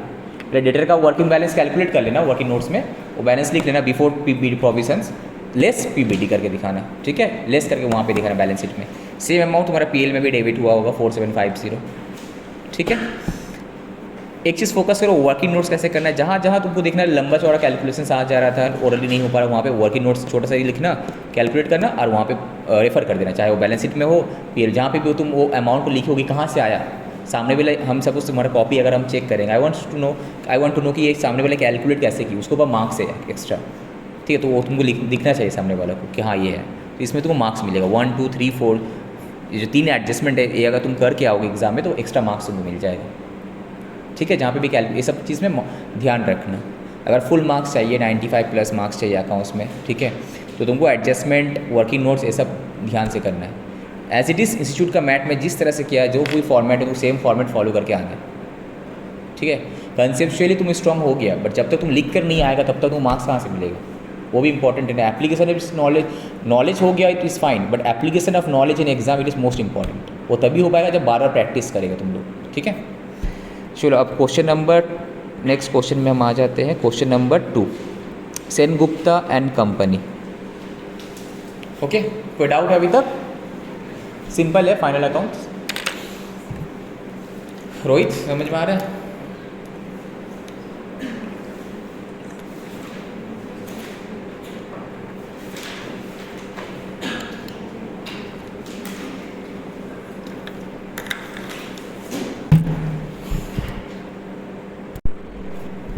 Okay, let's continue. देखो बेसिकली अभी हम क्या किए, एक क्वेश्चन रीड किए, क्वेश्चन नंबर 1, उसके साथ साथ कैसे किसका क्या इम्पैक्ट वगैरह आ रहा है एडजस्टमेंट का सब डिस्कस किए। अब नाउ अगर जब तुम घर पे इसको सॉल्व करोगे तो क्या अप्रोच तुम्हारा होना चाहिए। तो फर्स्ट हम लोग क्या किए थे, जब ट्रायल बैलेंस या फिर जो भी इन्फॉर्मेशन दिया हुआ था जब रीड कर रहे थे, उसका इम्पैक्ट कहाँ जाएगा, ट्रेडिंग में जाएगा ना पीएल में जाएगा ना बैलेंस शीट में, कहाँ पे एसेट लायबिलिटी, वो सब कुछ हम लोग मार्क कर लिए थे। नेक्स्ट हम लोग जब एडजस्टमेंट रीड किए उसका भी क्या किया, हम लोग सब जगह मार्किंग कर लिए कि जो एक number adjustment, 2 number, 3 number, 4 number, 5 6 7 8 9 adjustment जो था ये कौन कौन सा आइटम के साथ रिलेटेड है, वहाँ पे जाके एडजस्टमेंट नंबर भी नोट कर लिए। अब तुम क्या किए, ये सब कर लेने के बाद क्वेश्चन हम जस्ट रीड किए, माइंड में हमको सोल्यूशन नहीं पता है। अब now I am starting trading PL account, okay. तो अब सबसे पहले तुम ट्रेडिंग अकाउंट ओपन किया, तो तुमको क्या करना है, सिर्फ ट्रेडिंग अकाउंट के बारे में सोचना है। एक साथ सब कुछ प्लॉट करने जाएगा मिस्टेक्स हो जाएगा। सपोज तुम प्लॉट कर दिया, बिकॉज तुम क्या है ना, कितना स्पेस छोड़ने पड़ेगा समझ नहीं आएगा तुमको, थोड़ा हो सकता है इसमें 5 मिनट ज़्यादा टाइम लगे, बट सही होगा, इसमें गलती होने का चांसेस कम रहता है। तुम क्या करें, ट्रेडिंग अकाउंट के बारे में कर रहा है तो only you will think about trading account. तो तुम क्या करेगा, यहाँ पे जो जो ट्रेडिंग अकाउंट बोल के तुम मार्क किया था, तुम क्या करेगा, एक लाइन से तुम देखते रहेगा, ओके। ओपनिंग स्टॉक, अब देखो हम क्वेश्चन रीड कर रहे, अब सोल्यूशन तुमको मन ही मन सोचना है हम क्या करें। देखो हम क्वेश्चन रीड करें, जैसे हम ट्रेडिंग अकाउंट खोल के बैठे, तो क्या किया, 2 स्टॉक दिखा हमको, तो 2 ओपनिंग स्टॉक खत्म। नेक्स्ट क्या आएगा, सेल, तो बाई सेल 14,48,000। अब सेल में हम क्या किए थे, एडजस्टमेंट नोट करके रखे थे, कितना नंबर एडजस्टमेंट है, 1 नंबर। तो संग संग वो याद है, अच्छा सेल में तो कोई एडजस्टमेंट भी है, तो सेल से माइनस करना है कौन सा, जो सेल्स रिटर्न आया था एंट्री नहीं की, तो माइनस करना है सेल्स रिटर्न, संग संग हो गया खत्म। नेक्स्ट फिर क्या है, सेल्स रिटर्न है, तो 43 प्लस ये ऐड करके माइनस करना है हमको, ठीक है। 43 प्लस 15 दैट इज 58,000 माइनस करना हो गया। परचेस है, 2 परचेस रिटर्न उसी से लेस कर दिए। कैरेज इनवर्ट हो गया, यहाँ पे रेंट नहीं आएगा, सैलरी नहीं आएगा, डेटर क्रेडिटर नहीं आएगा, लोन इंटरेस्ट पेड नहीं आएगा, और कुछ यहाँ पे नहीं आएगा, हो गया। इस तरह से करना है। नेक्स्ट इनकम साइड में आया, कोई भी इनकम साइड में सेल छोड़ के, तो इनकम नहीं, बाकी जो भी यहाँ पे है इंटरेस्ट रिसीव डिस्काउंट वगैरह ये सब एक भी चीज़ नहीं आएगा यहाँ पे, और कुछ है यहाँ पे आने लायक नहीं है। अब बचा सिर्फ तो तुम्हारा क्लोजिंग स्टॉक, तो हम बाई क्लोजिंग स्टॉक लिख दे 3,93,000, इसमें ऑलरेडी एडिट है, तो मेरा हो गया ट्रेडिंग अकाउंट। इस तरह से करना है, मतलब एक बार तुमको डेबिट साइड देखना है, क्रेडिट साइड देखना है, साथ ही साथ और एक बार नीचे फिर से देखो एडजस्टमेंट में कुछ है क्या ट्रेडिंग अकाउंट से रिलेटेड, एक बार जस्ट देख लेना है, इससे रिलेटेड कुछ है क्या ट्रेडिंग अकाउंट में, नहीं कुछ नहीं है। तो ईच एंड एवरी बार तुम जब चेक करें कोई चीज़ छूटेगा नहीं तुमसे। अब ना तुम आया पीएल अकाउंट में, ओके। अब तुम देखिए फिर से तुम रीड करें ऊपर से आइटम कि इसमें पीएल अकाउंट में क्या है, तुम देखा कि यहाँ पे है कौन सा, रेंट आ गया, ओके, सैलरीज आ गया। अब देखो रेंट और सैलरी से रिलेटेड कुछ तुम्हारे यहाँ पे था क्या, एडजस्टमेंट नहीं था। अगर रहता तो तुम क्या करता, एडजस्टमेंट करता। अगर सपोज आउटस्टैंडिंग सैलरी रहता है, add outstanding salary, prepaid salary रहता है तो लेस प्रीपेड हो जाता है, रेंट में भी आउटस्टैंडिंग रहता है कुछ तो करंट ईयर का ऐड होता है, प्रीपेड रहता है तो माइनस हो जाता है, ठीक है। उसके बाद इंटरेस्ट पेड है 4,500, यस इसमें एडजस्टमेंट है, तो तुम लिखा इंटरेस्ट बोल के लिखा। अब तुम उसमें क्या करेगा, वहीं पे लिखेगा कि टोटल इंटरेस्ट कितना, इंटरेस्ट पेड कितना है 4500, ऐड करेगा आउटस्टैंडिंग। इसका वर्किंग तुम अलग से वर्किंग नोट नंबर 1 किया होगा। कैसे किए होंगे, हम देखा कि मेरा लोन कब लिए थे, हम लोन का अलग से बता दिया था। यहाँ पे 1 लाख का लोन था, बट उसमें से 50 लाख की लोन ओपनिंग में था, बाकी 50,000 क्लोजिंग का था। तो 50,000 का 50,000 का 12% होता है 6,000। 6,000 में से यहाँ पे बोल दिया इंटरेस्ट पे किया 3,000। तो बेसिकली जो इंटरेस्ट पेड था यहाँ पे तुम 2 एडजस्टमेंट नोट किया हुआ है, adjustment number 4, adjustment number 6, right. तो ये 4 अच्छे तुम साथ ही साथ देखेगा। साथ ही साथ तुम देखा, अच्छा नीचे में तो इंटरेस्ट से रिलेटेड 8, 9 में से ये 2 एडजस्टमेंट इंटरेस्ट से रिलेटेड है, ओके। तो मतलब क्या होता है, 6,000 मेरा लोन होता है, बट हम पेमेंट किए कितना, 4,500 माइनस 1 दैट इज़ 3,000। 3,000 पेमेंट किए हैं, तो बाकी 3,000 आउटस्टैंडिंग है, तो ऐड हो जाए यहाँ पे आउटस्टैंडिंग इंटरेस्ट बोल के। ये तो पीएल में तुम इतना नहीं करेगा, तुम इसको वर्किंग नोट में करके दिखा दिए, छोटा सा मार्क्स भी मिल गया तुमको एक्स्ट्रा, तुम्हारा पीएल भी हो गया, ठीक है। नेक्स्ट फिर printing stationery no adjustment, advertisement no adjustment. अगर सपोज यहाँ पे एडवर्टाइजमेंट वर्ड है 56,000, नीचे अगर एडजस्टमेंट में रहता free goods distributed as sample, तो तुम क्या करता है, एडवर्टाइजमेंट में ऐड करता, वहाँ पे परचेस ही माइनस करता। तो साथ ही साथ एक बार तुमको ऊपर का पढ़ना है हर एक बार, और उसके साथ साथ नीचे एडजस्टमेंट देख लेना कि इससे रिलेटेड कोई एडजस्टमेंट है क्या, ज़्यादा टाइम नहीं लगेगा इसमें। नेक्स्ट इंटरेस्ट रिसीव, तो इसको देख के तुमको याद आया, अच्छा इसका तो ये एडजस्टमेंट भी था, तो जैसे तुम इंटरेस्ट रिसीव लिखा 7,250 ऐड करेगा क्या, एक्रूड इंटरेस्ट। अब इसका फिर से तुम वर्किंग करेगा, तुम चेक करेगा मेरा इंटरेस्ट कितना बनता है टोटल, इन्वेस्टमेंट 25,000 था, उसके ऊपर बनता है 5%, दैट इज़ 1250, राइट। फिर था डिपॉजिट्स 1,50,000, उसका ऊपर 10% 15,000, तो 1250 प्लस 15,000 हो गया तुम्हारा 16,250। बट उसमें से मिला कितना है आपको, 7,250, उसमें से भी 1,000 जो है तुम्हारा उस डेटा से मिला था, दैट इज़ 6,250 मिला। दैट मीन्स कितना बचा मेरा, पूरा 10,000 हो रहा था ना डिफरेंस, तो 10,000 मेरा अभी भी अक्रूड है, तो तुम्हारा यहाँ पे ऐड हो जाएगा। समझ में आ रहा है, इस तरह से घर में ही इसी हिसाब से करते हो ना तुम लोग, ठीक है। एक साथ सब करने जाएगा कन्फ्यूज़ हो जाएगा, okay, 1 by 1। Next cash balance यहाँ नहीं आएगा, डिस्काउंट रिसीव आ जाएगा संग इन्वेस्टमेंट नहीं आएगा, फर्नीचर नहीं आएगा, डिस्काउंट अलाउड आ जाएगा डेबिट साइड में, general expense debit side, audit fees debit side, fire insurance premium, अब इससे रिलेटेड भी कुछ है क्या, नहीं है, ठीक है। पोस्टल टेलीग्राम ट्रैवलिंग हो गया, डिपॉजिट्स जो अब देखो डिपॉजिट 10%, इसे इंटरेस्ट रिसीव वाला था, ये तो ऑलरेडी हम कर चुके हैं, ठीक है। अब तुम ऊपर वाला देख लिया, ट्रायल बैलेंस रिलेटेड जो भी था। अब देखो नीचे एडिशनल इन्फॉर्मेशन, ऐसा कोई आइटम है क्या जो आपको ऐड करने पड़ेगा, चेक करो जस्ट। डेप्रिसिएशन है ना, डेप्रिसिएशन तुम अगर सिर्फ ऊपर देखे तो डेप्रिसिएशन छूट जाता है, देखो नीचे में बोला डेप्रिसिएशन, तो डेप्रिसिएशन वर्ड्स जब तुमको याद आया, ओके तुमको पता रहेगा। अच्छा फर्नीचर तो था मेरा पास 9,000 का, उसके साथ कुछ फर्नीचर और जो 10,000 का हम ऐड किए थे। देखो परचेज वाला जो ऐड था फर्नीचर, ये भी तुम्हारा परचेज से माइनस होगा वहाँ पे, और फर्नीचर में ऐड होगा वहाँ पे। और डेप्रिसिएशन जब हम कैलकुलेट किए होंगे, अगर तुम्हारा वहाँ पे तुम नोट करके रखा होगा तो माइनस नहीं होना, गलती नहीं होता। सपोज अगर तुम परचेज में जाकर नोट करके रख देगा कि ब्रैकेट में 2, मतलब 2 नंबर एडजस्टमेंट है इसके साथ, तो परचेज से तुम्हारा माइनस हो जाएगा फर्नीचर्स, ठीक है। अब जब डेप्रिसिएशन में भी हम नोट करके रखे थे कि एडजस्टमेंट नंबर 2, तो क्या होगा, जब डेप्रिसिएशन कैलकुलेट करेंगे, फर्नीचर था मेरा पास 9,000, उसको ऊपर तुम्हारा होता है 10%, दैट इज़ 900।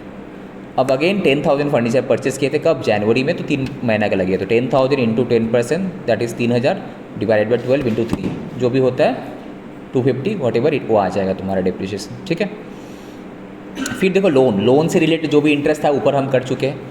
सन्नी इंडिकेटर ये तुम्हारा अभी नहीं, बैलेंस शीट में जाएगा। इंटरेस्ट पेड इंक्लूड ए भी हो गया, इंटरेस्ट रिसीव रिप्रेजेंट ए भी हो गया, प्रोवाइड इंटरेस्ट पेबल हो गया। अब देखो provision for bad date, doubtful debt, ये भी पीएल अकाउंट कर रहे हैं, अभी हम पीएल अकाउंट ही कर रहे हैं। तो पहले जो ट्रायल बैलेंस था देख लिया, साथ ही साथ हर चीज़ का एडजस्टमेंट हम देख लिया। एडजस्टमेंट देख इसलिए देख लिया बिकॉज हम मार्क कर लिए थे, अब एक कुछ छूट भी तो सकता है, फिर और एक बार एडजस्टमेंट हम देख लेंगे लास्ट में कुछ बचा है क्या, ठीक है। अब देखो प्रोविजन फॉर डाउटफुल डेट, तो क्या करना है यहाँ पे, क्लोजिंग डेटर का जो बैलेंस कैलकुलेट किए थे हम लोग 95,000, याद होगा डेटर का बैलेंस था। इसको कैलकुलेट करने के लिए डेटर का बैलेंस निकालने पड़ेगा। ओपनिंग था 1,20,000, माइनस किए थे सेल्स रिटर्न, उसके बाद माइनस किए थे क्या,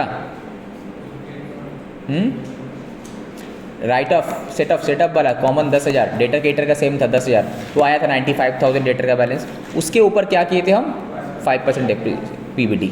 अब यहाँ पे पीबीडी का ओपनिंग क्लोजिंग नहीं था, अगर रहता तो हम लेजर खोल के करते, याद होगा लेजर खोल के कैसे करते, ओपनिंग बैलेंस रहता तो बाई पीबीडी का ओपनिंग बैलेंस में बाई आता, क्लोजिंग में जितना करना बोलता डेटर के ऊपर इतना। अब तुम्हारा पीएल तुम्हारा क्या था, बैड डेट अगर होता तो 2 बैड डेट यहाँ पे होता, अब बाई पीएल में बैलेंस फिगर आता, पीएल अकाउंट में बैलेंस फिगर जाता, बट डेटर से जो माइनस करते क्लोजिंग पीबीडी जो आता वो आता, ठीक है। बट यहाँ पे ओपनिंग क्लोजिंग कुछ नहीं है, तो यहाँ पे जो करेंगे वही पीएल में जाएगा, वही तुम्हारा डेटा से माइनस होगा। राइट। बस इस तरह से तुम्हारा पीएल अकाउंट भी हो गया। कितना टाइम लगा रिवीजन में? बस बाकी तुम घर में लिख लिख के करना है, ओरली तो हो जाएगा, बस जब तक तुम राइटिंग प्रैक्टिस नहीं करेगा होगा नहीं, राइट। जैसे कि अगर हमको एग्ज़ाम देना है तो अभी हम क्या करेंगे, जैसे हमको प्रैक्टिस का ज़रूरत नहीं पड़ेगा, हम जैसे एक बार देखेंगे इम्पैक्ट बैठ जाएंगे, पर तुम लोगों को तो प्रैक्टिस की ज़रूरत है ना। नेक्स्ट, अब बैलेंस शीट में फोकस करना है, तो सेम फंडा फिर से हम क्या करें, ऊपर से आइटम चेक करते रहेंगे, बैलेंस शीट का क्या क्या आइटम, लाइक कैपिटल, तो हम देखा लाइबिलिटी का कैपिटल साइड में लिखा, ओके। अब क्या करेंगे, उससे रिलेटेड जो कर लेते हैं, प्रॉफिट ऐड हो जाएगा, नेट प्रॉफिट, ड्राइंग्स माइनस हो जाएगा, और कुछ था कैपिटल का रिलेटेड तो नहीं था, बस खत्म। नेक्स्ट हम देखेंगे, अगर लाइबिलिटी साइड तुमसे तुम स्टार्ट करा, लाइबिलिटी को खत्म कर देते हैं, ठीक है। अब जो लाइबिलिटी और कौन कौन है, फाइट तुम मार्क करके रखा था ना बैलेंस शीट एल ए करके, तो बस उसी को देखना है, एक बार के लिए सबको देखना है, बट बेसिकली उसको फोकस करना है, ठीक है। और देखा कि लाइबिलिटी कौन सा बचेगा यहाँ पे, सिंडिकेटर, उससे माइनस होगा, सिंडिकेटर ने 74,000, उससे 10,000 माइनस होगा जो सेटअप वाला था। उसके बाद देखो लाइबिलिटी यहाँ पे तो और कुछ लाइबिलिटी है नहीं, ड्राइंग 50,000 तो ऑलरेडी माइनस कर दिए थे, और कुछ लाइबिलिटी है ना। अब तुम पीएल अकाउंट तुम चेक करोगे एक बार के लिए, आउटस्टैंडिंग खर्चा क्या क्या था वो तुम्हारा लाइबिलिटी है ना, ये आइदर तुम एडजस्टमेंट चेक करो या फिर पीएल अकाउंट देखो। अब तुम एडजस्टमेंट में आ जाओ कि और कुछ लाइबिलिटी रिलेटेड है क्या, यस, लोन, बैंक लोन वगैरह है ना मेरा लाइबिलिटी में, कितना 1 लाख रुपया, प्लस इंटरेस्ट जो तुम्हारा आउटस्टैंडिंग था वो भी आ जाएगा लाइबिलिटी साइड में। वो गलत लिखा है, इंटरेस्ट होगा वो, इंश्योरेंस वर्ड जो लिखा है गलत लिखा, एक्चुअली इंटरेस्ट आउटस्टैंडिंग है, नॉट इंश्योरेंस, ठीक है। बुक में इंश्योरेंस करती है, वो इंटरेस्ट आउटस्टैंडिंग होगा, ठीक है। अब आए थे हम बैलेंस शीट का साइड में, हम जहाँ से स्टार्ट करते हैं फिक्स्ड एसेट वाला पोर्शन पहले देखेंगे, फिक्स्ड एसेट क्या क्या फाइंड आउट कर लो। बैलेंस शीट जब हम स्टार्ट करेंगे क्या करेंगे, फिक्स्ड एसेट, तो फिक्स्ड एसेट क्या क्या, फर्नीचर पहले, जिस ऑर्डर में हम लोग करते हैं, पहले हम लोग long term current fix asset लिखते हैं, उसके बाद करंट एसेट। तो फिक्स एसेट में कौन सा, लैंड, बिल्डिंग, फर्नीचर वगैरह देख लो, कुछ है क्या, यस, फर्नीचर से स्टार्ट किया हम लोग, बिकॉज वही फर्स्ट आ रहा है। अब फर्नीचर से रिलेटेड कोई एडजस्टमेंट था, याद आ रहा है तुमको, फर्नीचर से माइनस ऐड किए थे क्या, परचेज जो wrongly debited to purchase account वो यहाँ पे ऐड हो जाएगा, फिर डिप्रीशिएशन माइनस करेंगे हम लोग, हो गया खत्म। अब क्या है, अब फिक्स्ड एसेट में इन्वेस्टमेंट आ जाएगा तुम्हारा, ठीक है, वो आ गया। इसका अक्रूड इंटरेस्ट आएगा, करंट एसेट में आएगा, अभी नीचे आएगा, ठीक है। और कुछ है क्या फिक्स एसेट से रिलेटेड, देखा नहीं है, खत्म। अब आ जाते करंट एसेट में, स्टॉक आ गया, डेटर आ गया, डेटर भी कौन से, सब एडजस्टमेंट होने के बाद पीबीटी भी माइनस होगा, पीबीटी यहीं पे माइनस करके दिखाना, फिर बाकी जो तुम्हारा है अक्रूड इंटरेस्ट वगैरह था, अक्रूड वो सब आ जाएगा यहाँ पे, cash in hand, cash in bank, ये सब खत्म। अब फिर नीचे में तुम एक बार चेक, क्लोजिंग स्टॉक भी था, चेक करो, और कुछ बचा हुआ क्या, बैलेंस शीट से रिलेटेड मेरा है, बस इस तरह से तुमको करना है, ठीक है। फिर से बता रहे स्टेप क्या फॉलो करना है तुमको, पहले जब हम ट्रायल बैलेंस रीड करेंगे तो रीड करते कर साथ ही तुम मार्किंग कर लो कि कौन सा ट्रेडिंग में, कौन सा पीएल में, कौन सा तुम्हारा एसेट में, कौन सा लायबिलिटी साइड में जाएगा, फर्स्ट। सेकंड, तुम जब एडजस्टमेंट रीड कर रहे हो तो उसका किस में इम्पैक्ट हो सकता है, वहाँ पे उस एडजस्टमेंट नंबर को लिख लो, सो दैट जब तुम उसको कॉपी करोगे आइदर ट्रेडिंग पीएल बैलेंस है तो तुमको एक स्ट्राइक आ जाए माइंड में, अच्छा इसके साथ तो कुछ एडजस्टमेंट भी है, ओके। अब तुम स्टार्ट किया ट्रेडिंग अकाउंट करना, तो ट्रेडिंग अकाउंट कैसे करेंगे, सबसे पहले हम ट्रेडिंग अकाउंट से रिलेटेड जो आइटम है ट्रायल बैलेंस में उसको हम चेक किया, जैसे कि क्या होता है, ओपनिंग स्टॉक, परचेज, डायरेक्ट खर्चा, सेल, क्लोजिंग स्टॉक, या फिर परचेस रिटर्न वाला हो गया, ड्राइंग, गुड्स ड्राइंग वाला हो गया, goods distributed as free sample वाला केस हो गया, ठीक है, गुड्स सेंट और अप्रूवल वाला केस हो गया, गुड्स लॉस है फायर वाला केस हो गया, ये सभी आता है नॉर्मली, आ गया। अब तुम देखा कि इसके साथ साथ कुछ एडजस्टमेंट भी है क्या, ओके है, तो एडजस्टमेंट के तुम कर लिए, खत्म। अब आओ पीएल अकाउंट में, पीएल अकाउंट में जो भी इनडायरेक्ट खर्चा, इनडायरेक्ट इनकम है, तुम मार्क करके ऑलरेडी रखा था, पीएल करके ऑलरेडी तुम देख लिया। अब साथ ही साथ तुम देखना, जब बाय द टाइम तुम कॉपी कर रहा होगा ट्रायल बैलेंस देख के, कुछ एडजस्टमेंट भी उसमें था, तो एडजस्टमेंट तुम करते जा रहे हो, ओके।